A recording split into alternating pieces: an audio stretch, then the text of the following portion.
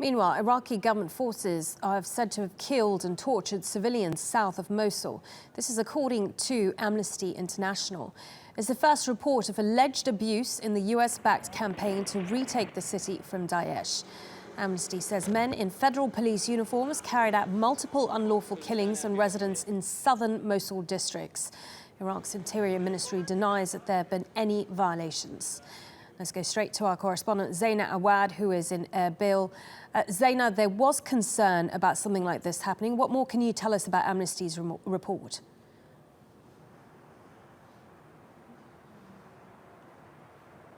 Well, the report does paint quite a disturbing picture of what happened in the districts of Al-Shura and Al-Qaraya, which is southwest of Mosul, in the third week of October, as Iraqi forces were pushing on with their offensive to recapture Mosul. And according to Amnesty International, at least 10 men and one 16-year-old boy were captured. These are civilians.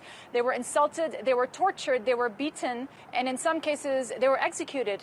And this is a big concern here in Iraq because many have sounded the alarm bell about what will happen to the civilian population as the Iraqi army pushes deeper and deeper onto Mosul, especially the Sunni civilian population. Now, what we understand from the men's families is that the families hadn't heard anything from those men.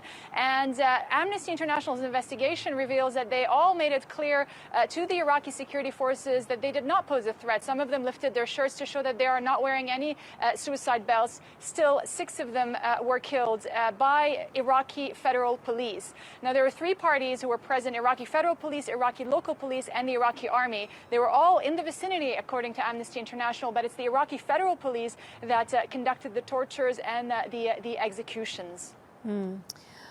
Worrying indeed. Meanwhile, what is the latest in terms of the push towards Mosul?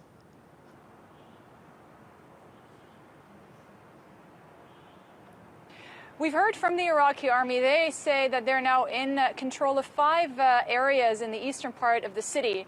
Now, this comes a few days after the Iraqi army said that it was struggling to bring those same areas under control. And the struggle was really because it had underestimated how fierce Daesh's resistance was going to be, and also because Daesh is using the civilian population as human shields. I mean, remember, these are built-up areas. These are areas that have civilians in them, unlike some of the other towns where the civilians have fled in other towns that are now under Peshmerga or Iraqi army control.